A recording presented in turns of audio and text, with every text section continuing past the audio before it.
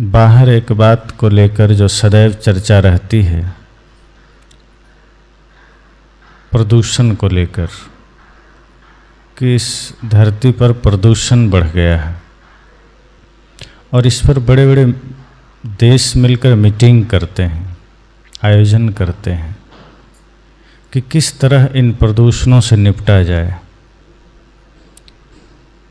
और स्वाभाविक भी है, आज आप देखें बड़े बड़े शहरों में प्रदूषण बढ़ गया है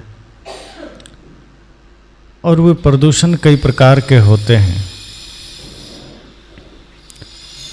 चाहे वायु प्रदूषित हो गई हो, चाहे जल प्रदूषित हो गया हो, चाहे ध्वनि प्रदूषण हो गया हो, ये तमाम चीज़ें आज प्रदूषित हो गई।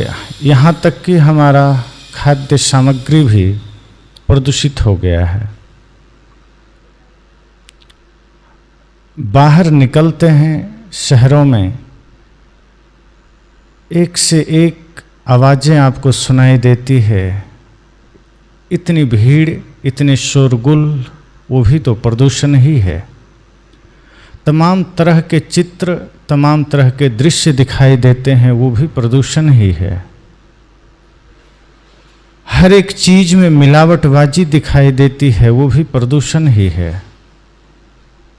और इन सारे प्रदूषणों को मिटाने के लिए सरकार ने एक अलग मंत्रालय भी बनाया है जिसका नाम पर्यावरण मंत्रालय है, कि ताकि इस संपूर्ण वातावरण को शुद्ध रखा जा सके, सब जगह हरियाली आ सके। लेकिन ये बाहरी हरियाली और बाहरी शुद्धता तब तक संभव नहीं है जब तक भीतर की शुद्धता ना आ जाए। चूंकि बाहर की समस्याओं पर तो सरकार ने मंत्रालय बना दिए, बाहर की समस्याओं पर सरकार ने व्यवस्थाएं खड़ी कर दी, बाहर के प्रदूषण के लिए सभी देश चिंतित हो गए, लेकिन एक ऐसा क्षेत्र है जहां अभी तक ध्यान भी नहीं जा पाता। जो सबसे बड़ा प्रदूषित क्षेत्र है, जो सबसे ज़्यादा प्रदूषण जहाँ से निकल रहा है, उसके लिए अब तक कोई चर्चा सरकारों ने नहीं किया है। और वो प्रदूषण है मन का प्रदूषण। जब हमारा मन प्रदूषित हो जाता है, जब हमारा मन बाहर से ज़्यादा खतरनाक प्रदूषण फैलाने लगता है, तो समस्या यह होती है कि फिर बाहर का कोई मंत्रालय उसे ठीक नहीं कर पाता, बाहर की कोई व्यवस्थाएं उसे ठीक नहीं कर पाता, बाहर किसी भी शक्ति से मन के प्रदूषण को मिटाया भी नहीं जा सकता। और सबसे गजब की बात है कि सारे प्रदूषण का जड़ भी वही है, मन ही सारे प्रदूषण का जड़ भी। और आप देखते हैं देशों के जो प्रधानमंत्री हैं, उनके मन में जो प्रदूषण है, वो जब बाहर आ जाते हैं तो विश्व युद्ध का रूप ले लेता है। सामान्य आदमी के मन में जो प्रदूषण है, वो जब बाहर आ जाता है तो आतंकवाद और उग्रवाद का रूप ले लेता है, और आदमी व्यक्तिगत अपने प्रदूषण से तनाव में रहता है। ये तीन समस्याएं इस देश में, इस पूरी दुनिया में देखी जा सकती। राष्ट्राध्यक्षों के मन का प्रदूषण विश्व युद्ध का कारण बन रहा है, जहां व्यक्तिगत प्रदूषण जो सामाजिक रूप से सामने आ रहे हैं, वो उग्रवाद, आतंकवाद, नक्सलवाद का कारण बन रहा है। और जब व्यक्ति उसी प्रदूषण को बाहर नहीं निकाल पाता और अपने आप में जीता है, तो वो तनाव का कारण बन रहा है। आज कोई ऐसा आदमी नहीं होगा जो ये कहे कि मैं तनाव मुक्त हूं। हर आदमी कहता है क्या करें, हम बड़े तनाव में जी रहे हैं। बल्कि आदमी तो अंग्रेजी शब्द इस्तेमाल करता है कि क्या करें, हम टेंशन में जी रहे हैं। हर कोई कहता है हम टेंशन में हैं। पर टेंशन मिटेगा कैसे? वो तनाव मिटाने का रास्ता क्या है? ये मन के प्रदूषण को मिटाने का उपाय क्या है? इस दिशा में कभी कोई कोशिश की नहीं जाती है। इस दिशा में कोशिश करने का रास्ता संत गुरुजन बताते हैं, लेकिन लोग प्रयास नहीं करते हैं। क्योंकि बाहर का प्रदूषण हमें तुरंत दिखाई देता है, हम उसके लिए खड़े हो जाते हैं। कपड़े में कोई दाग लग जाए दिखाई देता है, कपड़े में कोई धब्बा लग जाए हम तुरंत तत्पर होते हैं कितना जल्दी हम कपड़े के दाग को मिटा सकें। एक आदमी घर में तैयार हो रहा है बाहर जाने के लिए, पूरी तैयारी कर रहा है, नए नए कपड़े पहन लिया है, बालों को ठीक कर लिया है, अन्य जो साज सज्जा के सामान हो सकते थे शरीर को उससे सजा लिया है, और दर्पण के सामने गया और निहारता है तो कहीं किसी जगह कपड़े में एक दाग नजर आ गया, एक धब्बा नजर आ गया। अब वो खड़ा हो जाता है, वो निकलता नहीं है, वो तुरंत घर में लोगों को आवाज देता है कि मेरा दूसरा कपड़ा लाओ, इस कपड़े में दाग लग गया है, मैं इस दाग के साथ बाहर कैसे जाऊं, लोग क्या कहेंगे। जबकि कुछ होना नहीं है, कपड़े में कहीं दाग है, बाहर निकल गया, कोई हानि की बात नहीं, कोई समस्या की बात नहीं, कोई ज्यादा अफरा तफरी की बात नहीं, कपड़े में दाग है कोई बात नहीं, जा सकते थे। लेकिन वो आदमी इतना तत्पर है कि दाग कपड़े में है फिर भी बाहर नहीं निकल सकते, क्योंकि कपड़े का दाग दिख रहा है खुद को। लेकिन वही आदमी के मन में भयंकर दाग है, वो उसे नहीं निहारता, वो उसी दाग के साथ बाहर निकल रहा है। मन के दाग मिटाने की वो चेष्टा नहीं करता। चेहरे में कोई दाग है वो मिटाने को तत्पर है, कपड़े के दाग मिटाने को तत्पर है, और उसे मिटा के ही वो बाहर जाता है। संत कहते हैं कि इसी समय वो आदमी अगर कुछ क्षण ठहर करके भीतर नेत्र बंद करके अपने आप में एक बार अवलोकन कर लेता कि कहीं कोई दाग, कहीं कोई धब्बा हमारे मन पर तो नहीं, हमारे विचारों पर तो नहीं, हमारे आचरण पर तो नहीं। यदि हमारे मन में कोई दाग है, हमें उस दाग को भी मिटा लेना है, हमें उस दाग को भी खत्म कर लेना है। क्योंकि मन में यदि दाग रह गया और उसी दाग के साथ हम बाहर निकल गए तो हम कहीं विवाद करके आते हैं, हम कहीं झगड़ा करके आते हैं, हम किसी को गाली देकर आते हैं, हम कुछ अनाप शनाप बोल कर आते हैं, हम किसी की निंदा करके आते हैं। मन के दाग साधारण नहीं हैं, बड़े खतरनाक होते हैं। वो न जाने किन बीमारियों को जन्म दे दे, वो न जाने किन विवादों को जन्म दे दे। इसलिए कपड़े के दाग के प्रति जो हमारी सजगता है, उसे मिटाने के प्रति जो हमारी उत्सुकता है, संत कहते हैं मन के जो दाग हैं, मन के जो प्रदूषण है, आप उसे मिटा के जाएं। कपड़े साधारण हैं कोई बात नहीं, कपड़े कम कीमत के हैं कोई बात नहीं, कहीं एक आध दाग है कोई बात नहीं, लेकिन मन में दाग बिल्कुल नहीं होना चाहिए, मन बेदाग होना चाहिए। और संतों ने तो कहा है कि जब मन बेदाग होता है तो वो आदमी फिर कपड़े का दाग भी मिटा लेता है। लेकिन जो सिर्फ कपड़े के दाग को मिटाया है वो मन के दाग को नहीं मिटा पाता। इसलिए सबसे बड़ा प्रदूषण मन का प्रदूषण है। तमाम बीमारियां जन्म ले रही है, तमाम समस्याएं जन्म ले रही। जिस देश में ऋषि मुनि अपनी साधना के द्वारा, जिस देश के कण कण में ऋषि मुनियों का ज्ञान समाहित हो, जहाँ ध्यान योग की शिक्षा समाहित हो, आज उसी देश में हमारी पीढ़ियां जन्म ले रही है, लेकिन कोई ध्यान का छाप उनके अंदर नहीं, कोई साधना का छाप उनके अंदर नहीं। अत्यंत पाश्चात्य जगत के पीछे वो भागता चला जा रहा है। भौतिकवादी जीवन इतना ज़्यादा वो जीते चला जा रहा है कि ध्यान अध्यात्म साधना के नाम पर उसके पास टाइम नहीं है।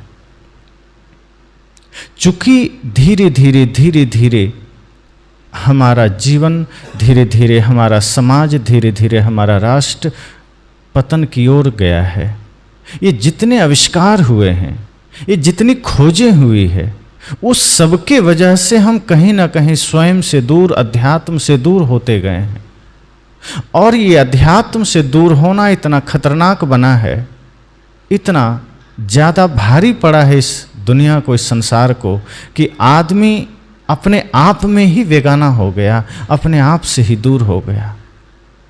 और जो खुद से ही दूर हो गया वो माता पिता से दूर हो तो कौन आश्चर्य है।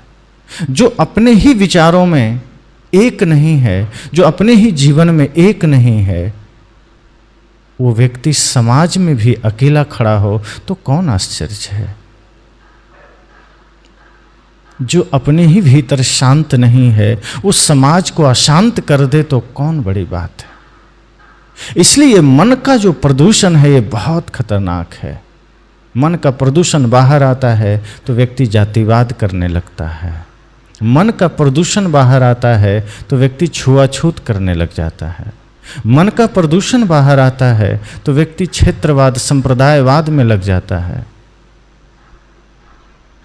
मन का प्रदूषण ही तो कारण है छुआछूत का, वरना जन्म से कौन ये लेकर आया है।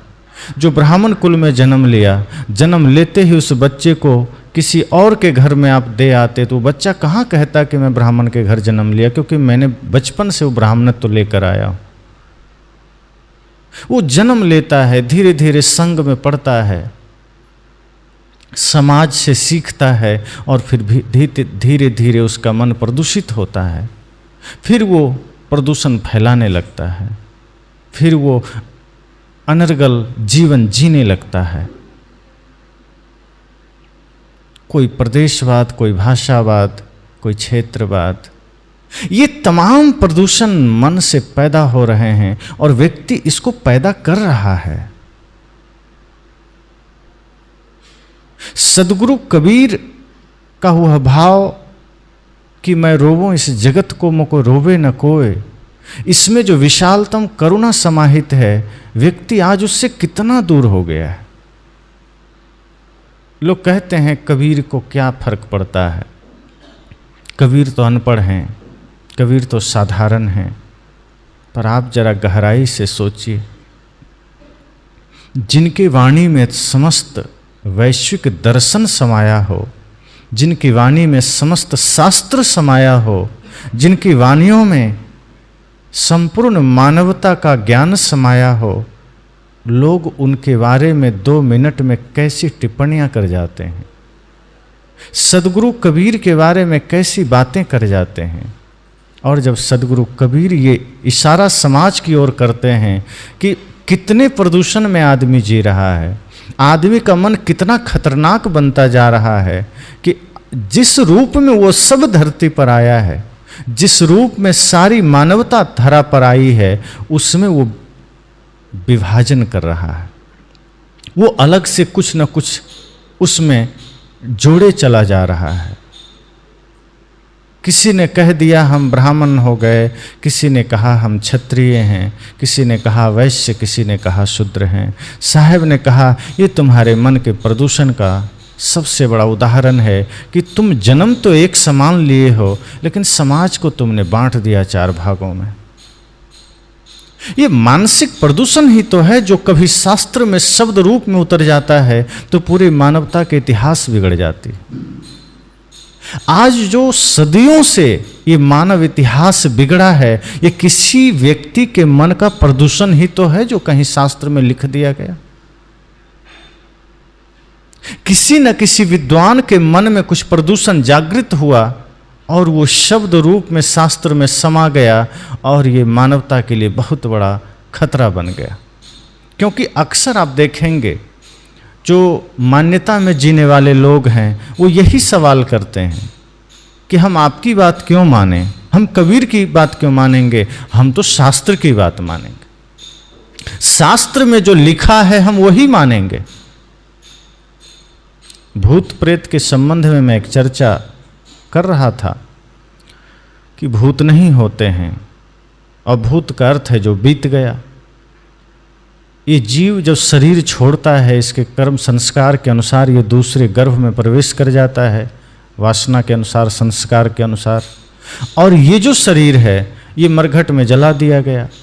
तो आत्मा तो दूसरे शरीर में प्रवेश कर गई, शरीर जो बचा वो जला दिया गया, तो भूत बना कौन? ऐसी चर्चा पर लोगों ने लिखा कि कबीर तो अनपढ़ थे और कबीर को तो कुछ भी अता पता नहीं था। जब तक ये बातें शास्त्र में न लिखी हो हम कैसे मान लेंगे? ये बातें मन में बैठा दी गई कि जब तक शास्त्र से प्रमाणित ना हो हम मान नहीं सकते। अब सोचिए, जिस शास्त्र में उल्टी सीधी बातें लिख दी गई तो आदमी तो उसी को प्रमाण मानेगा। जिस शास्त्र में मानवता के विरोधी बातें लिखी गई लोग तो उसे ही प्रमाण मानेंगे। ये इस तरह का मानसिक प्रदूषण फैलाया गया कि मनुष्य आपस में ही एक दूसरे को दुश्मन समझने लगे, कि ये संपूर्ण सृष्टि एक दूसरे के विरोध में खड़ा हो जाए, कि संपूर्ण मानव इतिहास एक दूसरे का विरोध करने लगे। किसी ने लिख दिया स्त्री को पढ़ने का अधिकार नहीं है, स्त्री को सत्संग करने का अधिकार नहीं है, स्त्री को मंदिर जाने का अधिकार नहीं है। आज बड़े बड़े कथावाचक इसको नियम मानते हैं कि नहीं हमारे शास्त्र में लिखा है। ऐसे ऐसे कथाकार हैं जो बड़े उनके फॉलोअर हैं और बड़े बड़े व्यास गद्दियाँ उनकी लगती है और वहाँ वो खुलकर कहते हैं कि ब्राह्मण समाज के अलावा, उसमें भी पुरुष के अलावा दूसरा किसी को ज्ञान के मंच पर बैठने का अधिकार नहीं है। दूसरा कोई ज्ञान नहीं बांट सकता है। आज ये नियम बनाए जा रहे हैं। आज वो लोग समाज में मीटिंग करके बातें रख रहे हैं और हवाला किसका देते हैं? तो स्मृतियों का, पुराणों का, कि नहीं वो हमारा प्रमाणिक ग्रंथ है। मैं कहना ये चाहता हूं कि जितनी भी समस्याएं हैं वो कहीं ना कहीं मन के प्रदूषण का ही तो खेल है। किसी को लगा कि स्त्री को नहीं देना है पढ़ने का अधिकार, उसके मन में कुराफात आया, उसने शास्त्र में अंकित कर दिया। अब हजारों साल पहले उसने लिखा होगा, आज आदमी पढ़ रहा है और कह रहा है बात सही है, शास्त्र में लिखा है। ये तो प्रमाणिक है। सच में नहीं पढ़ने देना है, शूद्र को नहीं पढ़ने देना है, स्त्री को नहीं पढ़ने देना है। इस तरह के मानसिक प्रदूषित विचार, कचरा भरे विचार मन में आया, शब्दों में अंकित हो गया, आज वो प्रमाण बन गया। हम जो कुछ भी आज करते हैं, अगर गलत करते हैं आने वाली पीढ़ियों के लिए वो रास्ता बन जाता है। लोग फिर उसे उदाहरण के रूप में प्रस्तुत करते हैं। हम अपने मन के प्रदूषण से हम खुद ही दुखी नहीं होते, हम खुद ही नरक में नहीं जाते, आने वाली पीढ़ियों के लिए भी हम वो काम करते हैं। हम अपने बच्चों के लिए भी वो रास्ता बनाते हैं कि हम तो प्रदूषित हुए ही, हम समाज में भी प्रदूषण बांटते हैं। और जब हम कुछ अच्छा करते हैं तो सिर्फ हम ही उसका लाभ नहीं लेते, उसका लाभ आने वाली पीढ़ियां भी लेती है। आज हम अपने महापुरुषों को जब हृदय से स्मरण करते हैं, चाहे वो तथागत बुद्ध हों, चाहे महावीर हों, चाहे संत सम्राट सदगुरु कबीर हों, चाहे संत रैदास हों, चाहे वर्तमान के संतों में स्वरूपलीन सदगुरु श्री अभिलाष साहेब जी हों, चाहे अन्य महान संत हों, जब हम उन्हें याद करते हैं तो हम उनके उन महान कृत्यों को याद करते हैं, हम उनके उन महान आदर्शों को याद करते हैं जिससे मानवता तृप्त हुआ करती थी, जिनके ज्ञान से आज भी मानवता तृप्त हो रही है, जो शरीर रूप में नहीं है लेकिन विचार रूप में सबके भीतर मौजूद हैं और जो विचारों के रूप में अजर अमर हो गए, हम उन्हें याद कर रहे हैं। तो एक वो है जो जाने के बाद भी जिनका विचार लोगों को जोड़ने का काम कर रहा है, एक वे हैं जिनका विचार लोगों को आज भी उत्थान के मार्ग पर ले जा रहा है, लोगों के मन के प्रदूषण को मिटा रहा है। और एक वे लोग भी हैं जो अपने प्रदूषित मन से ऐसा कुछ करके चले गए जिससे आज भी समाज विखंडित हो रहा है। जहां एक और लोग नारा लगाते हैं कि हमें हिंदू राष्ट्र चाहिए। कई बार इस पर विचार करने के बाद ये बात सोचनी पड़ती है कि हिंदू राष्ट्र की परिकल्पना क्या है। अगर कोई व्यक्ति ये कहता है हिंदू राष्ट्र चाहिए, तो इस पर क्या विचार निकल के आ सकता है कि ये हिंदू है ही क्या? पहले तो हिंदू राष्ट्र क्या है? क्या ये जो वर्ण बने हैं ब्राह्मण क्षत्रिय वैश्य शूद्र, क्या ये सब हिंदू हैं? अगर ये सब हिंदू हैं तो ये आपस में छुआछूत क्यों कर रहे हैं? अगर इनकी एक ही जाति हिंदू है तो बीच में ये दीवारें क्यों खड़ी है कि ब्राह्मण ज्ञान दे सकता है और शूद्र नहीं दे सकता? जब हमारे ऋषियों ने इस विधान को लागू किया होगा तो वस्तुतः जो लोग वेद का उदाहरण देते हैं तो वहाँ पर बातें ऐसी थी नहीं। वहाँ ये बातें आई थी कि जो ज्ञान देता है वो ब्राह्मण हो सकता है, जो समाज की सुरक्षा करता है वो क्षत्रिय है, जो व्यापार करता है वो वैश्य है, जो मेहनत मजदूरी करता है वो शूद्र है। ये ब्राह्मणों ने चालाकी से उसको उलट दिया कि नहीं, जो ब्राह्मण है वो ज्ञान देता है, जो क्षत्रिय है वो समाज की सुरक्षा करता है, जो वैश्य है वो व्यापार करता है, जो शूद्र है वो छोटा मोटा काम करता है। बातें उलट दी गई, अपनी चालाकी से इसको इस तरह से प्रस्तुत कर दिया गया। अब जब 4 वर्णों में समाज बांटा गया और आज भी वो मान्यता है, ब्राह्मण क्षत्रिय वैश्य शूद्र आपस में शादी विवाह कहाँ करते हैं? शादी के लिए जाएंगे तो अपनी ही जातियों में जाएंगे, ब्राह्मण ब्राह्मण को खोजेंगे, राजपूत राजपूत को खोजेंगे, वैश्य वैश्य को खोजेंगे, शूद्र समाज में जितनी भी जातियाँ आते हैं वो अपने अपने को खोजेंगे। फिर ये हिंदू राष्ट्र कैसे बन सकता है? तो जो हिंदू राष्ट्र की परिकल्पना है, सबसे पहले जातिवाद मिटानी होगी। और यदि हम भारतवर्ष के हिसाब से सोचें तो ये हिंदू शब्द भी हटाकर अगर हमारे नाम के पीछे सिर्फ भारतीय लग जाए तो फिर और अच्छी बात है कि हम सब भारतीय हैं, कोई भेद नहीं, कोई दीवार नहीं, कोई ऊंच नीच का भेद नहीं, कोई गरीबी अमीरी नहीं। जब एक आधार हो जाए कि हम सब भारतीय हैं, फिर ये देश ऑटोमेटिक, ये भारत भूमि ऑटोमेटिक हिंदू राष्ट्र है, सनातन राष्ट्र है। सनातन पर भी चर्चा होती है। जो हिंदू समाज में जन्म लेते हैं वो बपौती सनातनी समझते हैं खुद को, जबकि इसका कोई तालमेल नहीं है।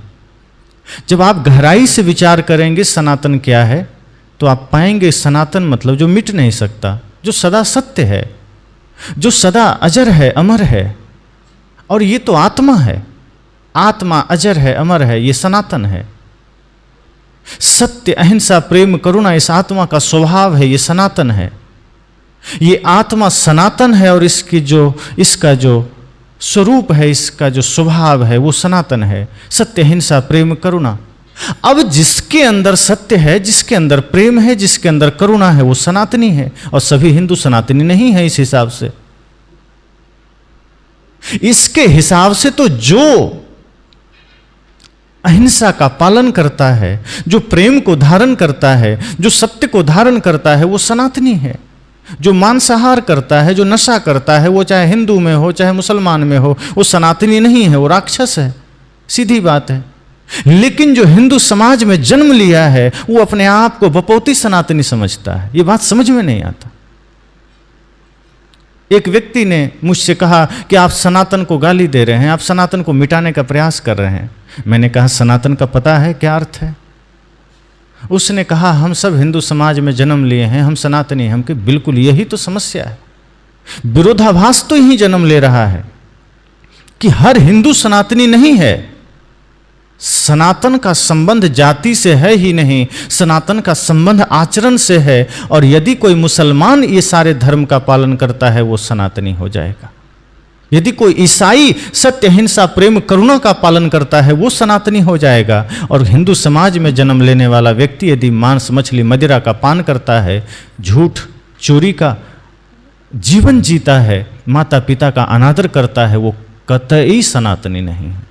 कोई मतलब नहीं उसको सनातनी होने से, वो हो ही नहीं सकता। वो उदाहरण देता है, देखिए हमारे महापुरुष ऐसे थे वैसे थे। तो जिन महापुरुषों का उदाहरण दिया जाता है वे शुद्ध शाकाहारी थे, वो माता पिता गुरु का सम्मान करते थे, वो समाज के साथ मैत्री के साथ रहते थे। आज जो खुद को सनातनी कहता है वो अपने माँ बाप को वृद्धाश्रम में डाल के आया है। जो आज अपने आप को सनातनी कहता है वो अपने भाइयों पर मुकदमा करके कोर्ट में खड़ा है। जो आज अपने आप को सनातनी कहता है वो सुबह शाम अंडा का सेवन कर रहा है। जो अपने आप को सनातनी कहता है उसका भोजन बिना मांस बिना मछली के पूरा नहीं होता, वो सनातनी कहता है। तो बहुत से विचार ऐसे हैं जो व्यक्ति के मन को भ्रमित कर दिया। ये प्रदूषण का ही तो खेल है, ये मन के विकारों का ही तो खेल है कि हमारा मन प्रदूषित होते चला गया, हमारा मन विकारों से भरता चला गया और हम समझ नहीं पड़ता है, हम खुद को हिंदू या सनातनी बोलते चले गए।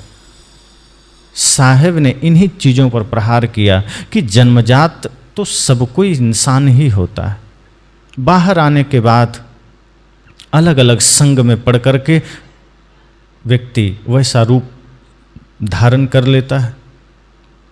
किसी भजन में आपने सुना है,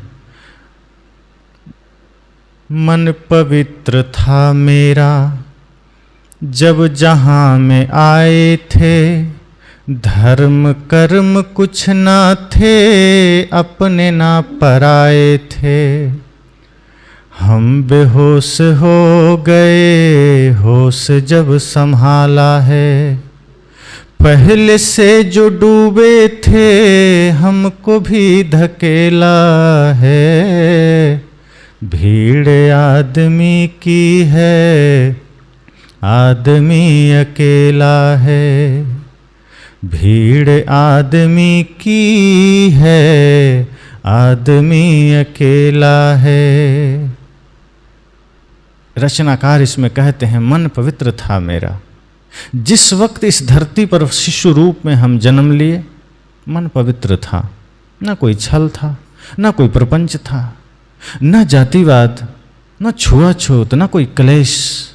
जो कुछ पूर्व के संचित संस्कार कर्म रहे होंगे, उसके सिवा नया कोई रोग नहीं था।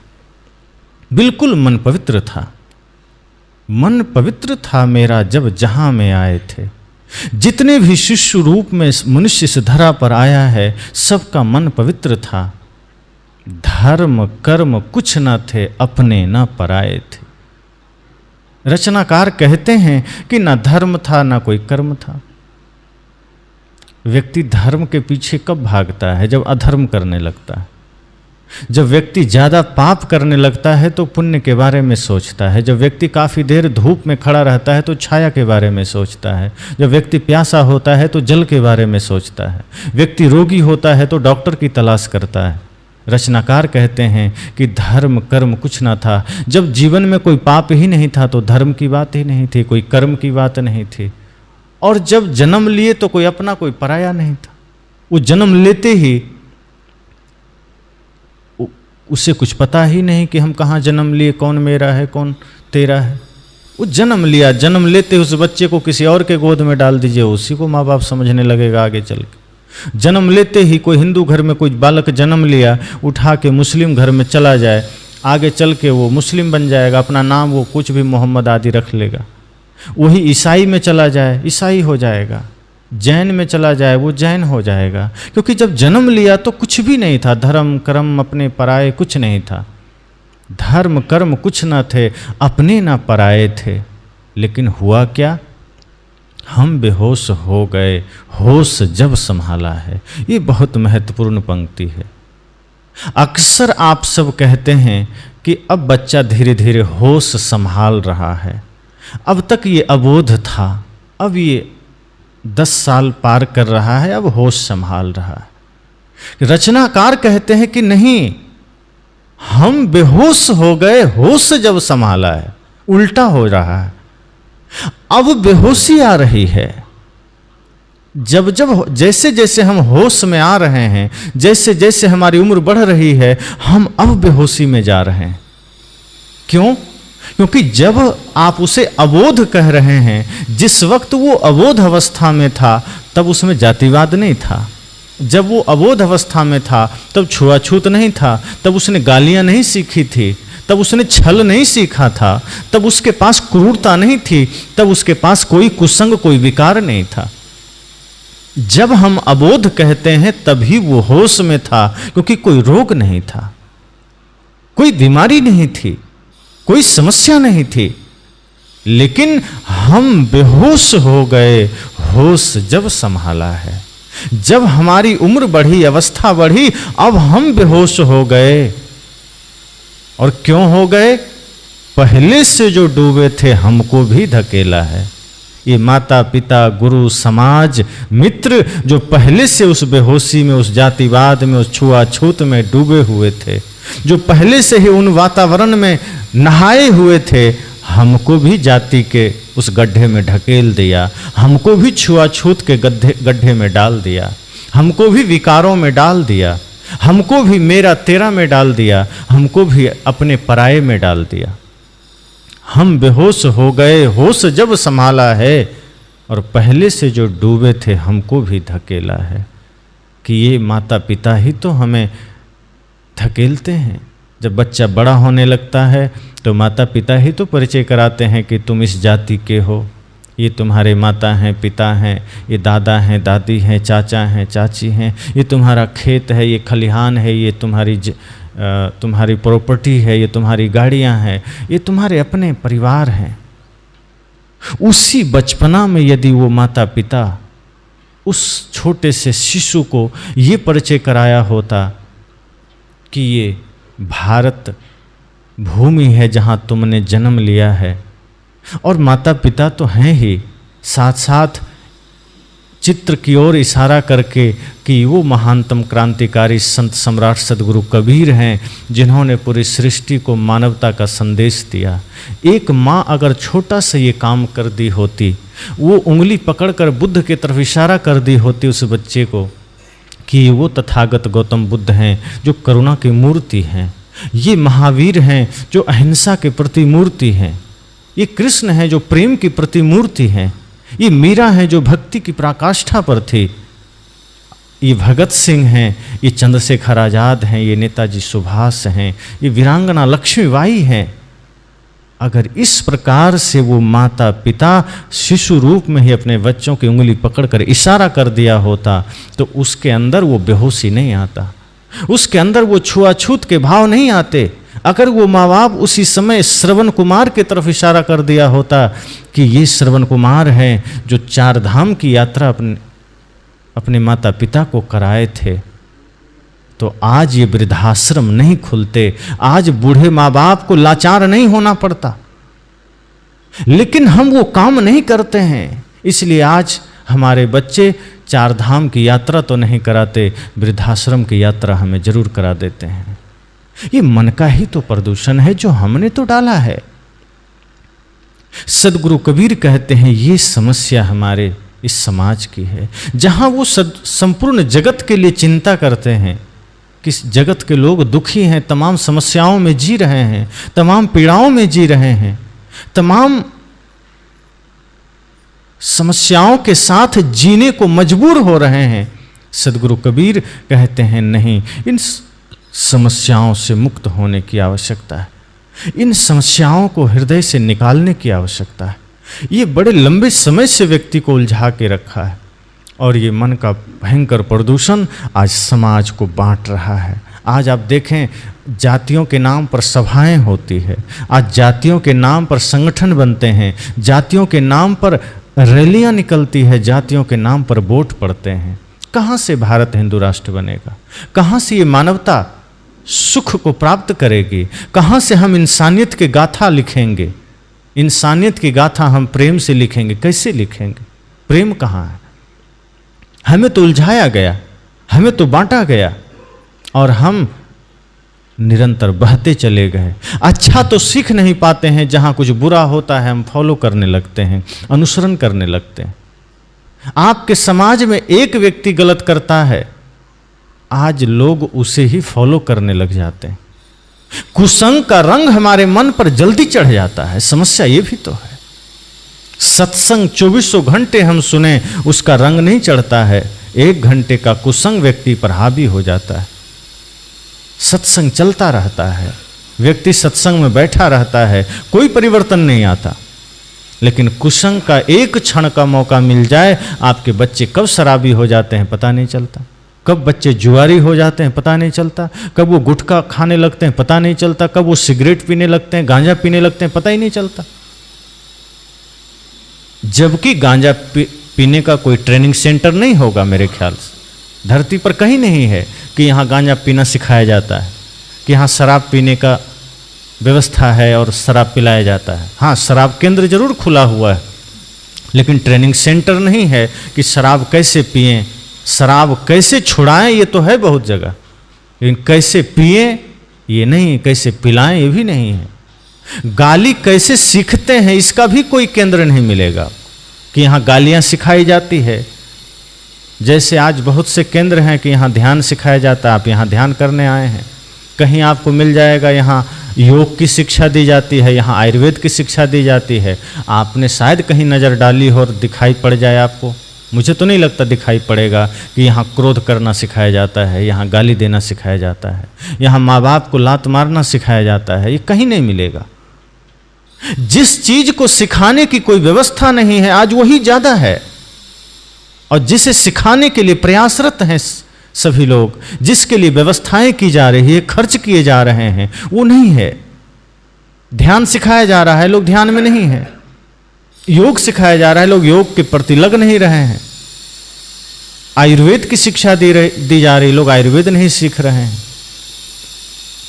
तमाम अच्छी बातों को सिखाने की चेष्टा हो रही है, आदमी नहीं सीख रहा है।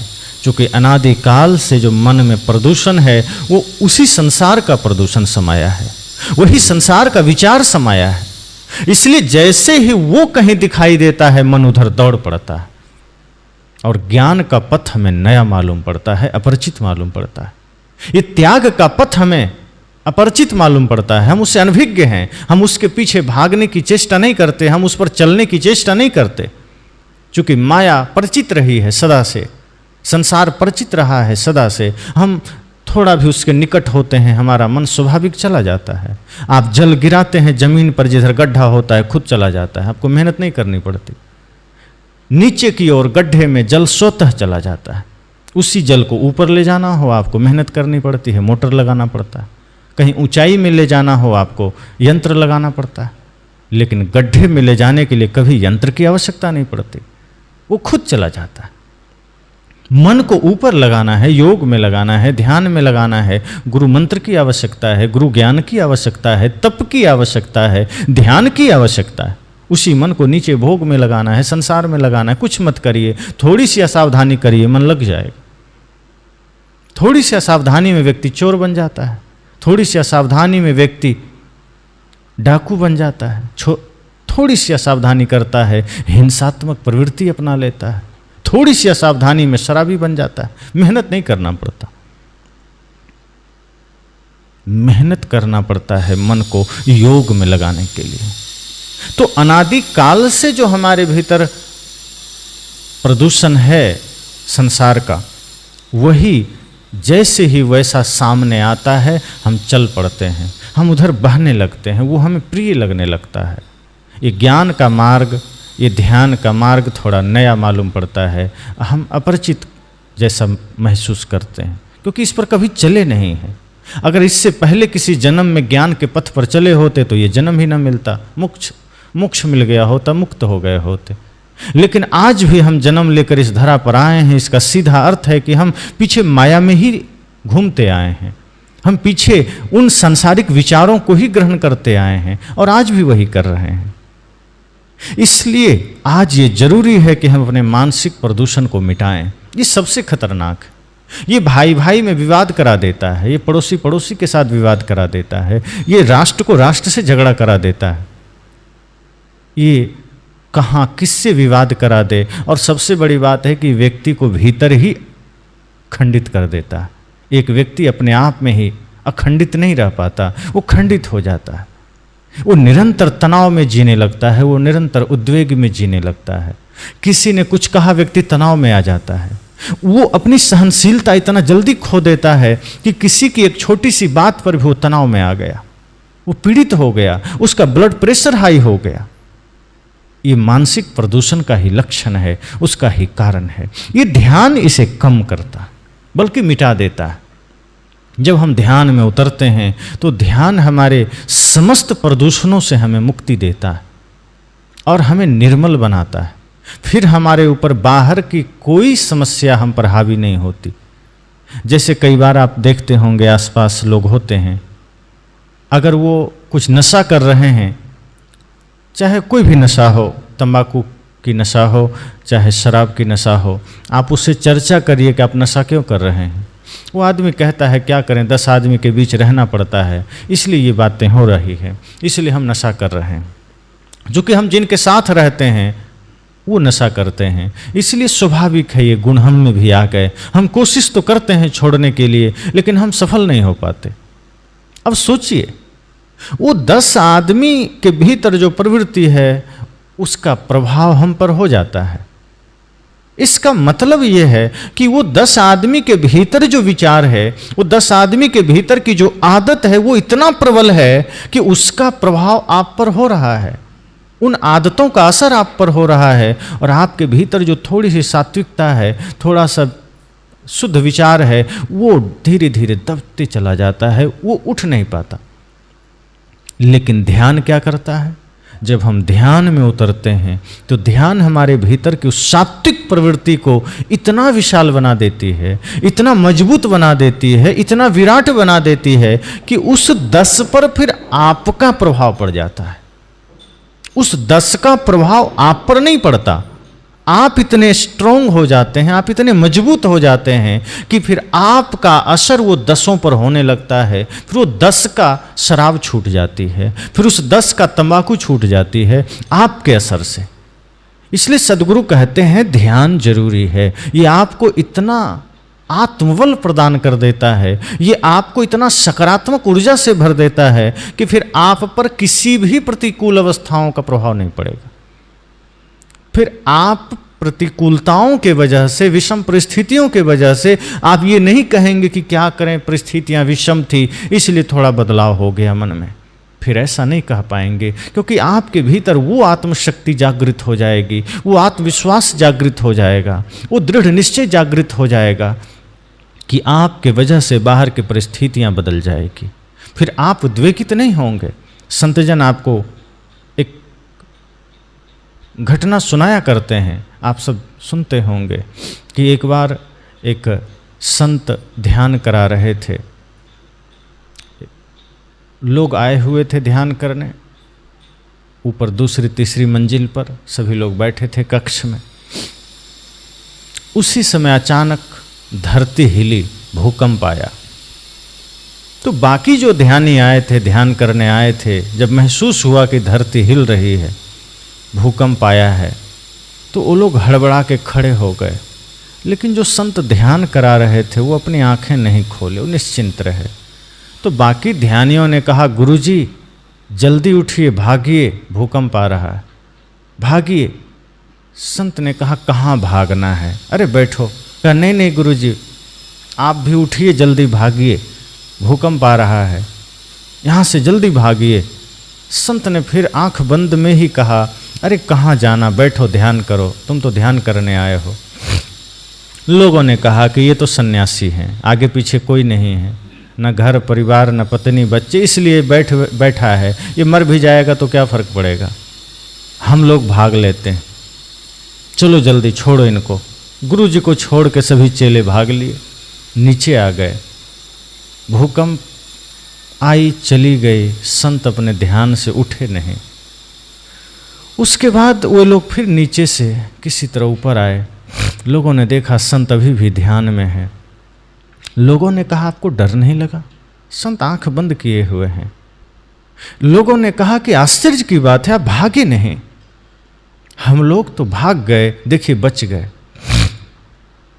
संत ने कहा, तुम देख नहीं पाए, भागे हम भी थे।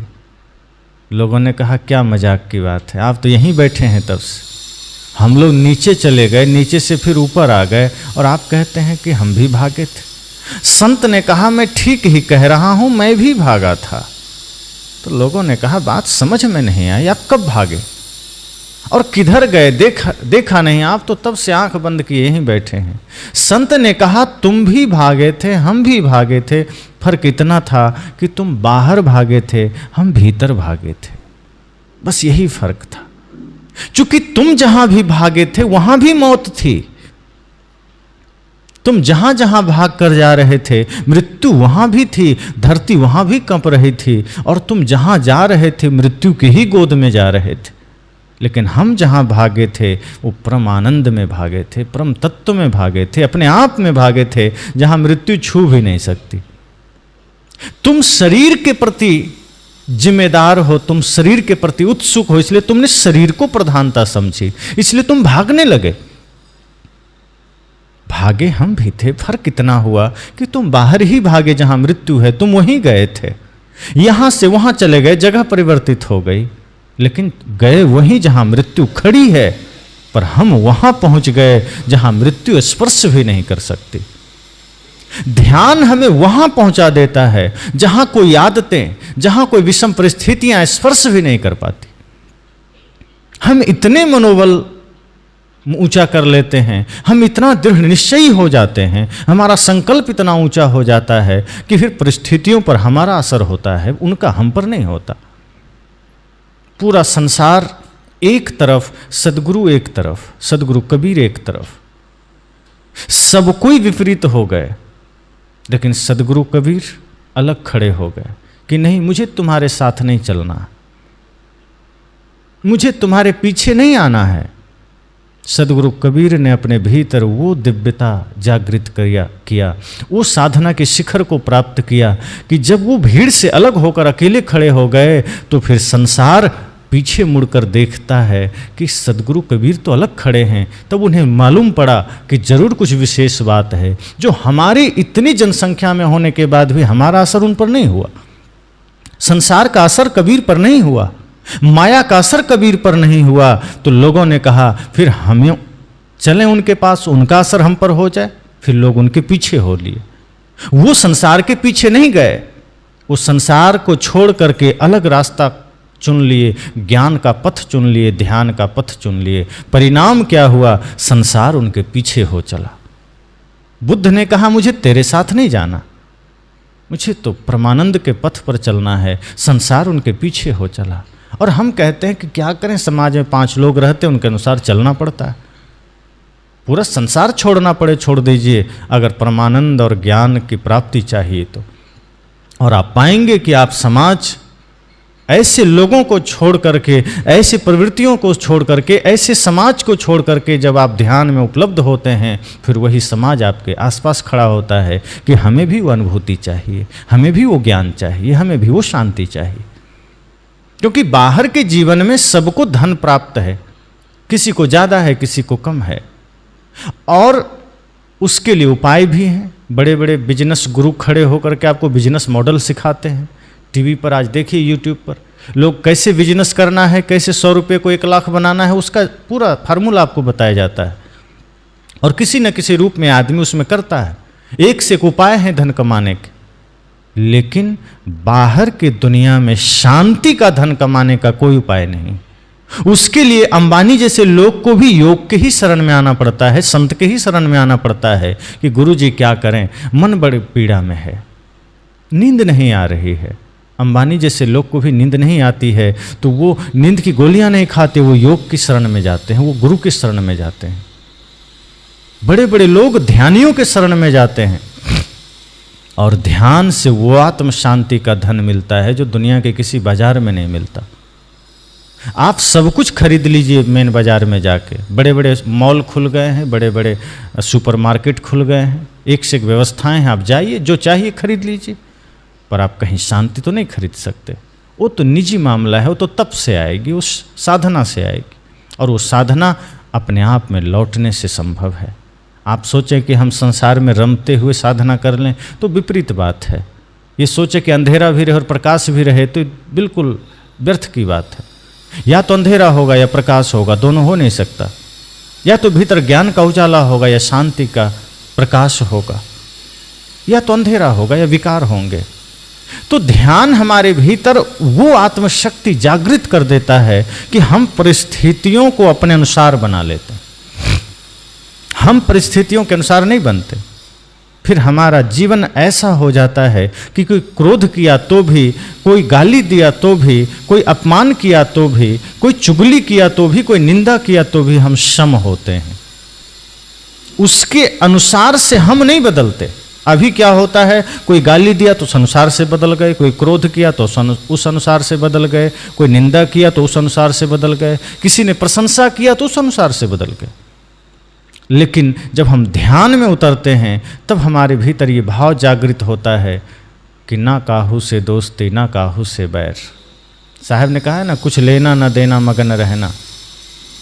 कुछ लेना देना फिर नहीं रहता, फिर ना दोस्ती ना दुश्मनी होती है, फिर ना मान ना अपमान का भाव रहता है, ना सुख ना दुख का भाव रहता है।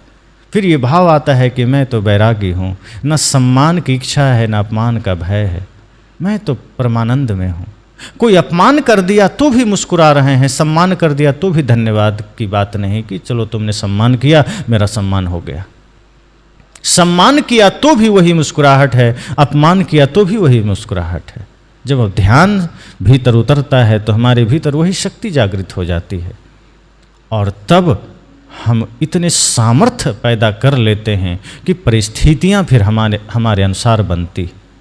फिर परिस्थितियों के अनुसार हम नहीं बनते हैं, फिर हम अपने अनुसार परिस्थितियां बनाने में सामर्थ्यशाली हो जाते हैं, फिर हम शक्तिशाली हो जाते हैं। फिर जहाँ हम बैठते हैं, अगर हम सच में ध्यान की गहराई में उतरे हैं तो हम कहीं भी बैठेंगे तो वहाँ सौम्य वातावरण प्रकट हो जाता है, फिर वहाँ सकारात्मक ऊर्जा प्रकट हो जाती है, फिर वहाँ लोग धीरे धीरे परिवर्तित होने लगते हैं। आप कई कथाओं में सुनते हैं, भले ही कल्पना होगी लेकिन बड़ा अच्छा चित्रण किया जाता है कि जब बुद्ध बैठते थे करुणा से, प्रेम की दृष्टि से, परम आनंद में, तो वहाँ सांप, बिच्छू, शेर, गाय सब खड़े होके शांत हो जाते थे। शेर होता था, गाय होती थी, फिर भी एक दूसरे पर कोई डर भय नहीं। मेढक है, सांप है, कोई डर भय नहीं। वो इतनी करुणा करते थे, इतने उनका करुणा का प्रभाव होता था कि सृष्टि पर होने लगता था। वो उस ध्यान की गहराई में उतरे थे। अब ये बातें हो सकती है, कल्पना की हो सकती है, लेकिन अंगुलीमाल से जो उनकी भेंट हुई वो तो कल्पना नहीं है। कहा जाता है जब अंगुलीमाल से उनकी भेंट हुई तो इससे पहले जो भी आदमी गया वो अंगुलीमाल के उस भयंकर रूप को देखकर ही बेहोश हो जाता था, वो देख ही नहीं पाता था। सैनिक डर जाते थे, बड़े बड़े राजा डर जाते थे, सामान्य आदमी की तो बात ही क्या है। लेकिन जब बुद्ध गए और अंगुलीमाल पर दृष्टि पड़ी और अंगुलीमाल ने देखा, तो अंगुलीमाल किसी को जल्दी आवाज़ नहीं देता था। उसका रूप ही इतना खतरनाक था कि आदमी पहले ही बेहोश हो जाता था। पर आज उससे भी थोड़ा सोचना पड़ गया कि मेरे इस भयंकर रूप को देखकर भी बुद्ध में कोई परिवर्तन नहीं हो रहा है। कौन आदमी है? वो परिचित तो था नहीं। वो देख रहा है कि एक आदमी चला जा रहा है, मुझे देख भी लिया है, फिर भी चेहरे पर कोई परिवर्तन नहीं है। उसकी सौम्यता में, उसकी निश्चिंतता में कोई परिवर्तन नहीं है। कौन है? तब आवाज़ दिया, ठहर जाओ। इतने भयंकर ध्वनि किया कि बुद्ध ने दृष्टि डाली, फिर भी चलते रहे। फिर कूद करके सामने आया अंगुलीमाल और कहता है, मैंने कहा ठहर जाओ, तुमने मेरी बात सुनी नहीं, तुम ठहरा नहीं। बुद्ध खड़े हो गए, कहा मैं तो बहुत पहले ही ठहर गया हूँ, तुम कब ठहरोगे? उसे बड़ा आश्चर्य हुआ, ये पहला आदमी है जो मेरे साथ संवाद कर रहा है। अब तक तो कोई खड़ा होने का हिम्मत न जुटा पाया, ये पहला आदमी है जो संवाद कर रहा है, ऊपर से मेरे से प्रश्न कर रहा है कि तुम कब ठहरोगे। उसने कहा ये क्या मतलब है? तुम जा रहे थे, मैंने कहा ठहर जाओ, मैं तो रुका था। बुद्ध ने कहा ये तो छोटी बात है, मैं जा रहा था, शरीर जा रहा था, मैं जो बातें कर रहा हूँ उस पर तुम चले जा रहे हो और उस दिशा में मैं ठहर गया हूँ। उसने कहा क्या? बुद्ध ने कहा तुम हिंसा के पथ पर दौड़े चले जा रहे हो, कब ठहरोगे? तुम क्रोध के मार्ग पर दौड़े चले जा रहे हो, तुम कब ठहरोगे? तुम अन्याय के पथ पर दौड़े चले जा रहे हो, तुम कब ठहरोगे? मैं तो कब का इस मार्ग से ठहर गया हूँ, मैं तो अब शांति के पथ पर आ गया हूँ, मैं तो अब शांत हो गया हूँ।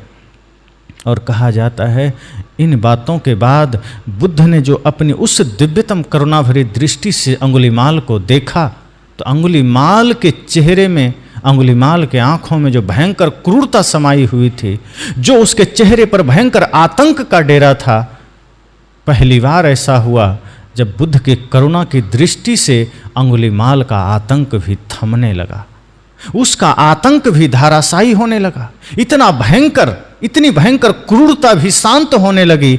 और बुद्ध ने किया कुछ नहीं, इतनी करुणा भीतर है, इतना प्रेम भीतर है कि उन आँखों से जब वो करुणा की ऊर्जा उस पर गई है, उन आँखों से वो सौम्यता उसके पास गई है, तो बुद्ध की करुणा, बुद्ध की सौम्यता अंगुलीमाल के आतंक से इतना विशाल था कि उसका आतंक तो बौना हो गया। उसका आतंक इतना बड़ा नहीं था कि बुद्ध की करुणा को धाराशायी कर सके। बुद्ध की करुणा इतनी विराट थी कि वो करुणा की दृष्टि भर पड़ी अंगुलीमाल पर, उसका आतंक कांपने लगा। उसका आतंक धाराशायी होने लगा और कुछ ही क्षण में अंगुलीमाल शीश झुकाए हाथ जोड़े खड़ा था। जिससे राजा के लोग कांपते थे, जिससे सैनिक कांपते थे, साधारण आदमी जाने का हिम्मत नहीं जुटा पाता था, वो भयंकर दुर्धस आतताई अंगुलीमाल बुद्ध के सामने एक साधारण लाचार सा, अदना सा, जिज्ञासु की भांति हाथ जोड़े खड़ा था कि प्रभु मुझे मार्गदर्शन कीजिए। सदगुरु कबीर यही बात कहते हैं कि जब हम ध्यान में उतरने लगते हैं, जब हम ध्यान को धारण करने लगते हैं, तो हमारे भीतर वो दिव्यतम शक्ति जागृत होती है, वो करुणा की शक्ति, वो प्रेम की शक्ति, वो सत्य की शक्ति, फिर वो सब हमारे अंग अंग में समाहित हो जाते हैं। फिर बाहर की परिस्थितियां हमें नहीं बदलती, हम उन्हें बदल देते हैं। फिर लोगों की बुराइयां हम पर असर नहीं डालती, फिर हम उन्हें बदल देते, चाहे वो सैकड़ों की संख्या में हो, चाहे हजारों की संख्या में। और जब तक हमारे भीतर ध्यान घटित नहीं होता, तो बाहर तो हम क्या बदलेंगे, हम खुद को नहीं बदल पाते, हमारे भीतर ही परिवर्तन नहीं आता, हम अपने ही मन को नहीं बदल पाते, हम अपने ही विचार को नहीं बदल पाते। इसलिए ध्यान हमारे भीतर की ऊर्जा को जागृत करता है और मन के सारे प्रदूषण खत्म कर देता है, मन के सारे विकार को मिटा देता है। फिर मन हमारा सेवक बन जाता है, हम स्वामी बन जाते हैं। अभी उल्टा है, मन ही स्वामी बना बैठा है और जीव गुलाम बन गया है, लाचार बन गया है। मन जैसा चाहता है वैसा करता है, मन जहाँ चाहता है वहाँ नचाता है। 7 दिन की ये शिविर है, बहुत लोगों को सूचना मिली होगी। मन ने कहा होगा 7 दिन का है, आखिरी दिन चलेंगे, 6 दिन क्या करेंगे जाके। एक मन कहा होगा चलते हैं, ध्यान का आनंद मिलेगा। पर जो प्रबल मन है, जो स्वामी बना बैठा है, वो कहा होगा क्या होगा, फालतू बैठोगे 2 घंटा, उतना समय इधर बाजार घूम लेते हैं और काम कर लेते हैं, थोड़ा धन कमा लेते हैं, क्या करोगे, व्यर्थ ही तो है। अब जो मन प्रबल है वो हावी हो गया, जो मन श्रेष्ठ बन बैठा है, स्वामी बन बैठा है, वो जीव को नचा रहा है। पर जब हम धीरे धीरे ध्यान में उतरने की चेष्टा करते हैं, और बिना अभ्यास के तो ये होगा नहीं, स्वाभाविक तो नहीं होगा ना। मैंने कहा ना कि स्वाभाविक सिर्फ बुराइयां आती है जीवन में। अगर थोड़ा सा ढीले हो गए तो गालियां आ जाएगी, क्रोध आ जाएगा, इसे सीखना नहीं पड़ता। पर सद्गुणों के लिए तप करना पड़ता है, अभ्यास करना पड़ता है, प्रतिदिन निरंतर, प्रति पल प्रति क्षण सजगता के साथ अभ्यास करना पड़ता है, तब सद्गुण हमारे भीतर जागृत होते हैं। अन्यथा जैसे ही हम थोड़ा बेहोश होते हैं, असावधान होते हैं, बुराइयां भीतर प्रविष्ट कर जाती। फिर वो ये नहीं देखती कि हम किसके भीतर जा रहे हैं, वो सिर्फ ये देखती है कि व्यक्ति कितना कमजोर है मन से, किस वेश में है, वो बुराइयां नहीं देखती। वो ये देखती है कि हाँ मन किसका कमजोर है, फिर प्रविष्ट कर जाती। और फिर वही मन स्वामी बनता है, और स्वामी बन के आपको हर अच्छे कार्यों में विघ्न डालता है, फिर आपके हर अच्छे चिंतन में विघ्न पैदा करता है। फिर वो मन आपसे कहता है कि चलो थोड़ा फिल्म देखा जाए, थोड़ा सैर किया जाए, थोड़ा गाने सुना जाए। फिर वो आपको सही मार्ग पर जाने ही नहीं देगा। भीतर से आवाज़ उठेगी, अंतर्मन से आवाज़ उठेगी, भीतर से पुकार उठेगी कि चलो थोड़ा ध्यान किया जाए, थोड़ा संतों का संग किया जाए। मन कहेगा ये तो फालतू टाइम पास क्या करोगे, चलो कहीं और चलते हैं। और आदमी फिर मन के गुलाम होने के कारण फिर कर नहीं पाता, वो चल देता है। लेकिन जब हम धीरे धीरे अभ्यास करने लगते हैं ध्यान का, धीरे धीरे ध्यान में उतरने लगते हैं, तो मन फिर दास बन जाता है, फिर सेवक बन जाता है। फिर मन आवाज़ नहीं उठाता, फिर मन आपको परेशान नहीं करता, क्योंकि आपके भीतर ध्यान इतना ज़्यादा शक्ति आपको प्रदान कर देता है, इतनी ऊर्जा प्रदान कर देता है, सकारात्मक धार्मिक ऊर्जा, आध्यात्मिक ऊर्जा, कि मन फिर वहाँ सेवक बनने में ही अपनी भलाई समझता है, फिर वो आवाज़ नहीं उठाता। फिर आप सात्विक प्रवृत्तियों में खड़े होते हैं, फिर आपके द्वारा सब कुछ सात्विक होता है। जैसे ही मन सात्विक बना, जैसे ही मन पवित्र बना, फिर उस व्यक्ति से सारे काम पवित्र होने लगेंगे, क्योंकि मन बिगड़ता है, सारे काम बिगड़ने लगते हैं। कोई भी व्यक्ति हो, मन बिगड़ा, उसके द्वारा किया गया सारा काम बिगड़ेगा, क्योंकि मन बिगड़ता है तो चिंतन बिगड़ जाता है, और जब चिंतन बिगड़ गया तो वो चिंतन जब आचरण में आके बाहर आता है तो बिगड़ा हुआ रूप में आता है। इसलिए ध्यान हमारे भीतर के विकारों को मिटाता है, हमारे मन के प्रदूषण को मिटाता है। इसलिए संतों ने कहा कि जब आप ध्यान करते हैं तो इतनी सजगता से करिए, इतनी तन्मयता से करिए कि ध्यान में लीन हो जाइए। उतने समय संसार को अलग कर दीजिए, घर परिवार को भूल जाइए। वो जो आपका समय है वो बड़ा कीमती है। जितने समय आप ध्यान में होते हैं, जितने समय आप सत्संग में होते हैं, ये समझ लीजिए कि जीवन का सबसे कीमती समय वही है। अगर वो समय आपने पूरी तन्मयता से बिता लिया तो वो 2 घंटे का समय आपके पूरे जीवन को एक सही दिशा दे सकता है। अगर उस समय भी हमने संसार को लेके बैठा है, अगर उस समय भी हमने बाहर की दुनिया को ही लेके बैठा है, तो फिर वो 2 घंटा समझ में नहीं आएगा कि हम क्या किए, हमारे भीतर क्या लाभ मिला, हमें क्या प्राप्त हुआ, कुछ नहीं। इसलिए मैंने कहा कि जहाँ बाहर तमाम तरह के प्रदूषण हैं, वहाँ सबसे बड़ा प्रदूषण हमारे मन में है। और ये मन का जो प्रदूषण है, यही कारण है बाहर के प्रदूषण का। आज इतनी जागरूकताएं फैलाई जा रही है, पेड़ लगाइए, पर्यावरण बचाइए। कितने लोग पेड़ लगाते हैं? काटने के लिए तो नहीं कहा जाता, लेकिन लोग काटते हैं। आश्चर्य की बात तो यही है, अच्छे काम कहा जाता है, करता नहीं आदमी, और बुरा काम कहा नहीं जाता, फिर भी करता है। पेड़ लगाने के लिए बड़े बड़े आंदोलन होते हैं, बड़ी बड़ी सभाएं होती है, बड़े बड़े संत इसके लिए अभियान चलाते हैं, फिर भी हम पेड़ लगाने में पीछे। काटने को लेकर के, रोकथाम को लेकर के नियम बने हुए हैं, जंगल में कानून बने हुए हैं, बड़े बड़े लोग इस पर काम कर रहे हैं। फॉरेस्टर विभाग है जो निगरानी रखता है, पेड़ पर संख्या अंकित कर देता है सड़कों के किनारे कि लोग काट न ले जाएं, फिर भी काटे चले जा रहे हैं। तो जिस चीज के लिए प्रयास किया जाता है वो हम कर नहीं पाते, यही उल्टी प्रवृत्ति है, यही है उल्टा करना। ध्यान हमारे भीतर इन्हीं सारी प्रवृत्तियों को मिटाता है और स्वाभाविक कर देता है। जो सद्गुण है उसे स्वाभाविक कर देता है। जैसे अभी अच्छे कार्यों के लिए हमें बहुत सोचना पड़ता है, बड़ी ही मेहनत लगती है। कुछ अच्छा काम करना हो वो स्वाभाविक नहीं होता। जैसे हमें किसी से कुछ संवाद करनी है मीठे शब्दों में, प्रेम के शब्दों में, सत्य के शब्दों में, तो हमें बड़ी कठिनाई होती है। हमें ईमानदारी का व्यवहार करना हो, हमें कठिनाई होती है। लेकिन लड़ाई झगड़े में कोई कठिनाई नहीं होती, आदमी उसमें सहज महसूस करता है। बात बात में गालियां देना, आदमी स्वयं को सहज महसूस करता है। बुरे कार्यों में हम सहज होते हैं, लेकिन जो सहज होना चाहिए उसमें हम असहज होते हैं। प्रेम हमारे भीतर सहज होना चाहिए, ज्ञान सहज होना चाहिए, समस्त सद्गुण सहज होना चाहिए, माता पिता के प्रति श्रद्धा सहज होनी चाहिए, समस्त जीवों के प्रति करुणा सहज होनी चाहिए। पर उसके लिए जबरदस्ती करना पड़ता है, लोगों को कहना पड़ता है कि दया रखो, क्षमा कर दो, प्रेम रखो, ये बार बार कहना पड़ता है।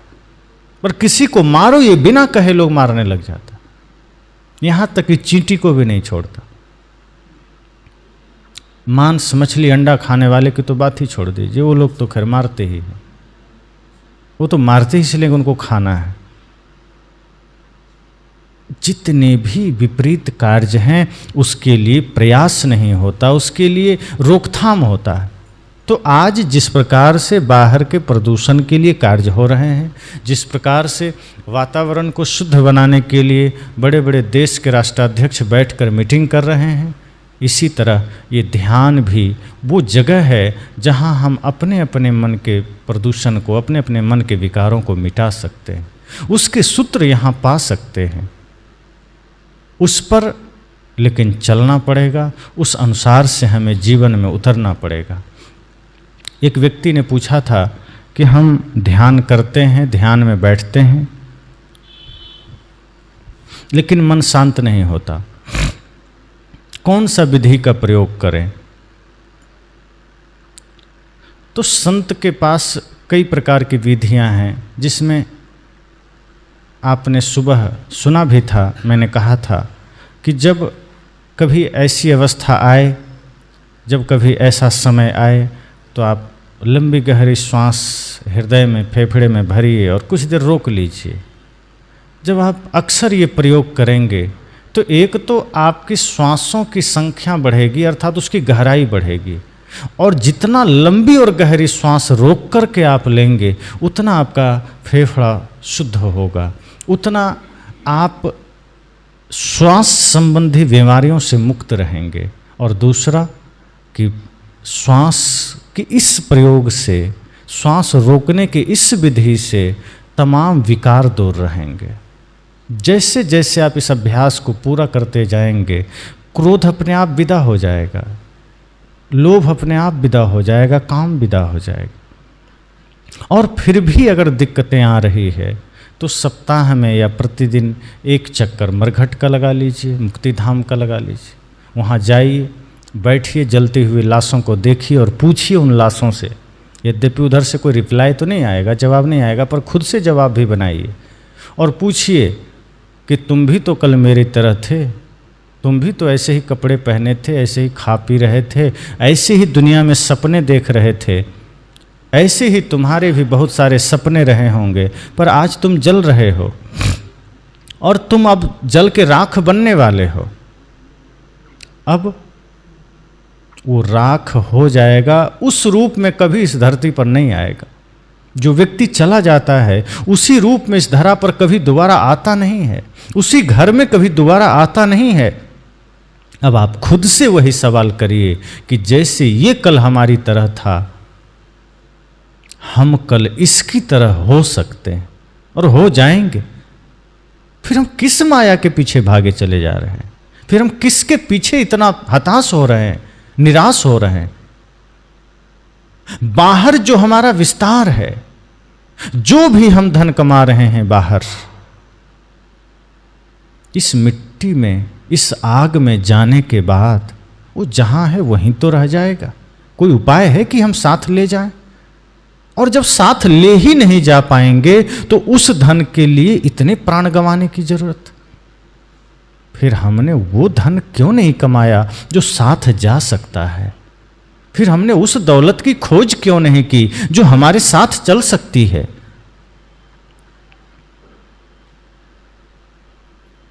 और वो धन क्या है?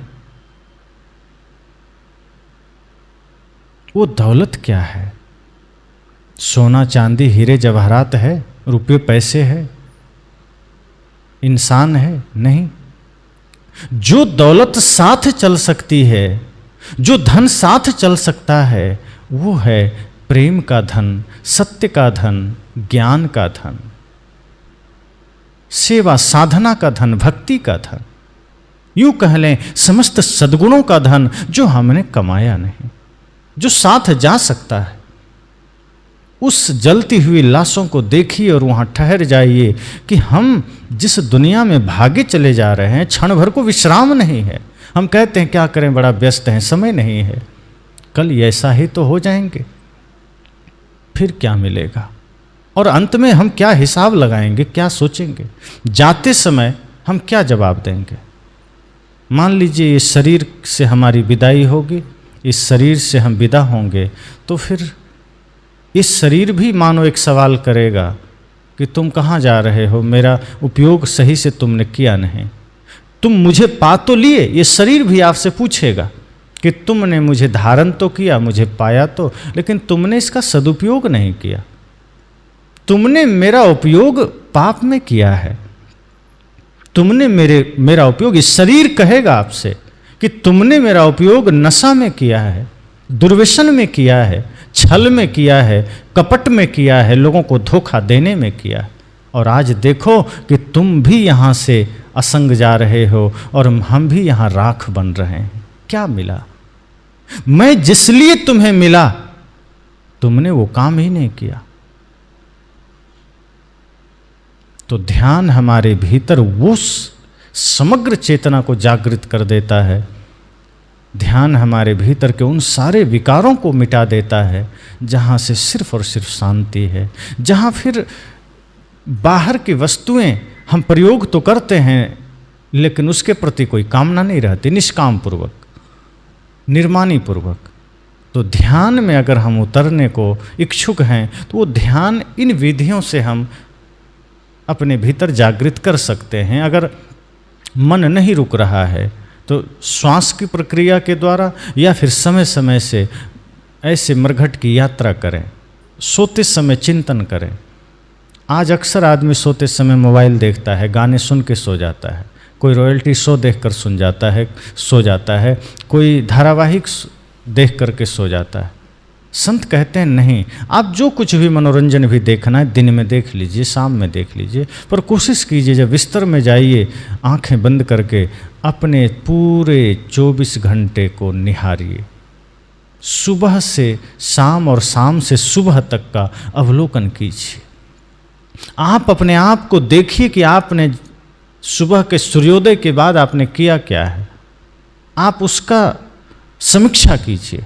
जैसे व्यापारी लोग समीक्षा करते हैं ना, दिन भर के व्यापार में क्या हुआ नहीं हुआ, अच्छा गया बुरा गया, क्या घटा क्या बढ़ा।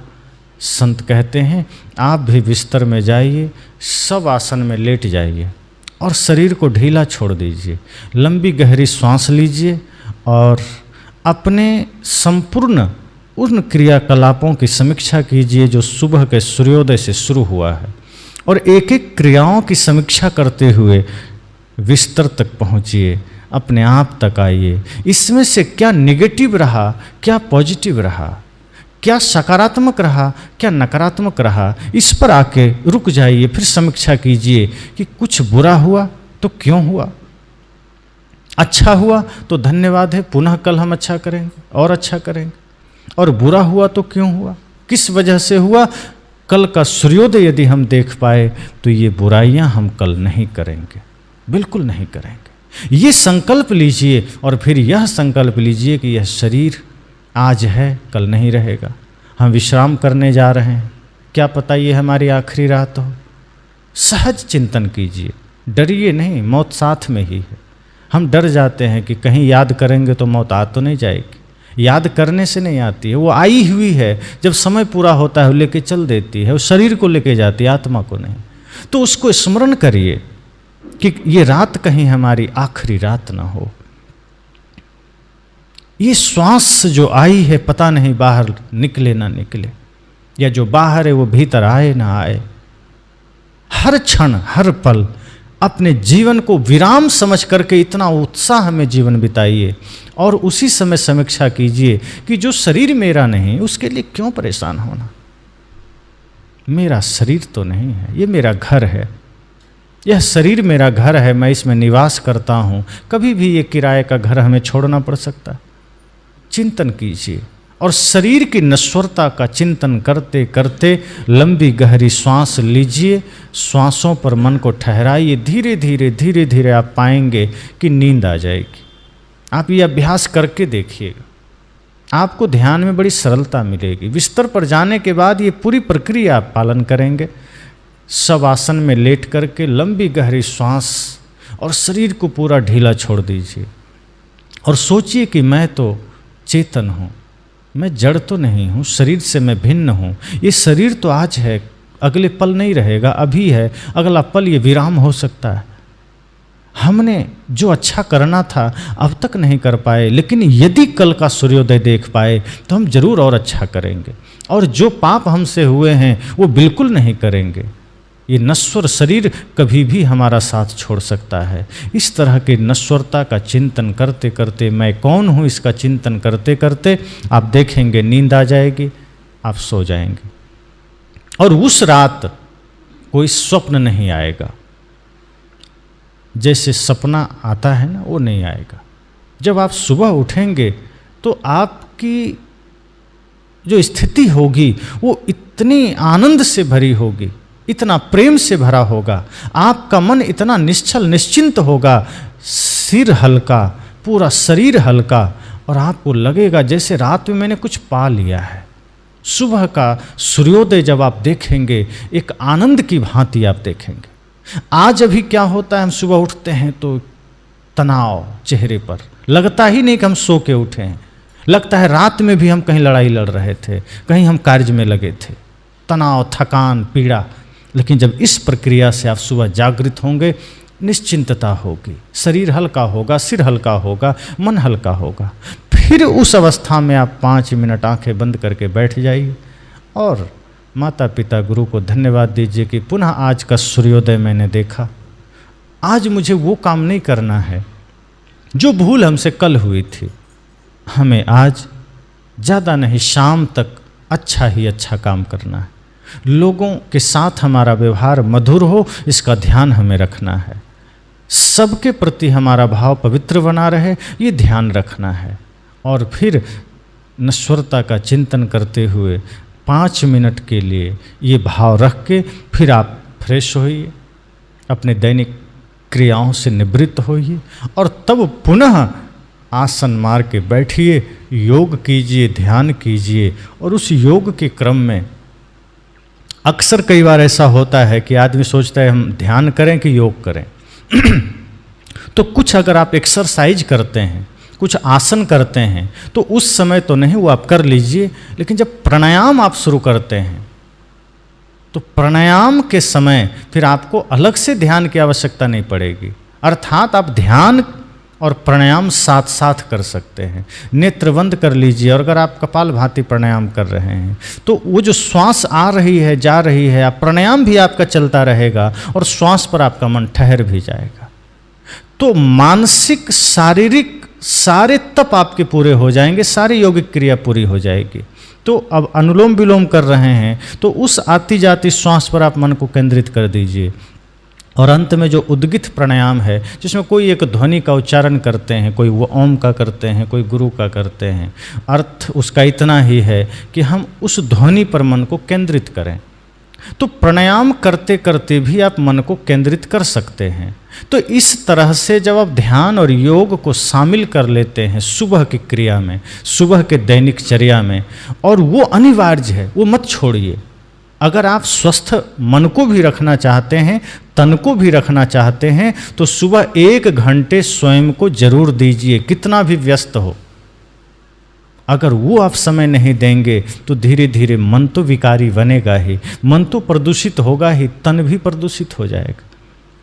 और जब मन रोगी, तन रोगी, फिर आपका चक्कर अस्पताल का लगेगा, फिर आप परेशान रहेंगे, फिर आपका टेबल छोटा सा मेडिकल हॉल बन जाएगा। सुबह प्रसाद से शुरू होना था, तुलसी नीम के पत्ते से सुबह की शुरुआत हो सकती थी, मिश्री से हो सकती थी, तो आप टेबलेट से करेंगे। फिर आप भोजन से पहले टेबलेट, भोजन के बाद टेबलेट, फिर सोते समय, जगते समय दुनिया भर का टेबलेट खाते रहिए। जो कमाई है उसका आधा उधर जा रहा है। अगर आप चाहते हैं कमाई का अंश समाज सेवा में लगे, परिवार की सेवा में लगे, मन स्वस्थ रहे, 24 घंटे में 1 घंटा स्वयं को दीजिए। तो रात में सोते समय जो प्रक्रिया मैंने बताई और सुबह जगने के बाद ये प्रक्रिया आप करें, आप देखेंगे 7 दिन में, ज़्यादा नहीं, आनंद तो उसी समय से मिलने लगेगा, लेकिन 7 दिन के बाद आप वही नहीं रहेंगे जो 7 दिन पहले थे। आपका आत्मविश्वास बढ़ जाएगा, आपकी मानसिक शक्ति बढ़ जाएगी, आपका सब कुछ एक लगेगा जैसे कि हमारा एक जीवन बदल गया है, जैसे लगेगा एक हरियाली आ गई है भीतर, एक सकारात्मक वातावरण इतना ज़्यादा बढ़ जाएगा कि फिर वही घर, वही लोग, वही काम, वही परिवार, लेकिन आप वही नहीं रहेंगे। सब कुछ वही रहेगा। जो कल तक लगता था कि ये हमारे दुख का कारण है, जो कल तक लगता था कि ये समस्याओं का कारण है, आप जैसे ही अपने आप को बदल लेंगे, उसी बीच रहते रहते आप आनंदित हो उठेंगे। फिर वो कोई बाधक आपका नहीं बन पाएंगे, क्योंकि सच तो ये है कि बाहर का कोई भी आपका बाधक नहीं है, मन ही आपका बाधक है। जब मन को आप अपने अनुसार ढाल लेते हैं, योग में उतार देते हैं, फिर वो मन आपको तो सुंदर बनाता ही है, उसका असर आपके आसपास भी पड़ता है। तो इस प्रक्रिया को आप धारण करेंगे, और इस विधा को जब आप धारण करेंगे तो ध्यान में आपको मदद मिलेगा। तो फिर वो जो त्रैकालिक ध्यान है या जो 24 घंटे का ध्यान है वो आप समझी हो रहा है। फिर आप उठत बैठत कबो न छूटी ऐसी तारी लागी, समझना वो हो रहा है। फिर खुले नैन हंसी हंसी पहचानो, सुंदर रूप निहारो, समझना हो गया। फिर वो सारी प्रक्रियाएं पूरी होगी, फिर आंख खुली भी है तो समझना ध्यान हो रहा है। और यदि हम ऐसा नहीं करते तो बंद आंख भी है तो ध्यान नहीं हो रहा है, क्योंकि आंखें तो बंद है पर भीतर मन दौड़ रहा है। और यदि हम इन अभ्यासों के साथ धीरे धीरे गुजरेंगे तो आंख खुली भी रहेगी तो मन ठहरा हुआ रहेगा। तो इस तरह से मैंने चर्चा रखी कि मन का प्रदूषण आज सबसे खतरनाक है। वैश्विक झगड़े का कारण, राष्ट्रीय झगड़ों का कारण, प्रदेश के झगड़े का कारण, सामाजिक झगड़े का कारण और व्यक्तिगत झगड़े का कारण ये प्रदूषित मन ही है। समस्त समस्याओं का कारण ये मन ही है। छुआछूत से लेकर के तमाम प्रकार के बाहरी जो भी कुरीतियां हैं, रूढ़िवाद है, जो भी पाखंड है, उसका कारण मन ही है। आपके जीवन के अशांति का कारण मन ही है। इसलिए ध्यान जरूरी है। और जब हम ध्यान के इन विधियों के साथ चलने लगते हैं तो मन के सारे विकार खत्म होते हैं, सारे प्रदूषण खत्म होते हैं। फिर हमारे जीवन में भी वही बुद्ध की सौम्यता आ जाती है, वही सदगुरु कबीर की निश्चल शांति आ जाती है। वो शांति फिर आपकी हो गई, वो कबीर की नहीं है। सदगुरु कबीर तो कहते हैं, जो तू चाहे मुझको छाड़ सकल की आस, और मुझे ही ऐसा होए रहो सब सुख तेरे पास। वे तो आमंत्रित करते हैं कि मेरे जैसा हो तो जाओ, फिर सारी शांति आपके पास। तो हम सब भी यही प्रयास करें। अभी के सत्र में इतना है।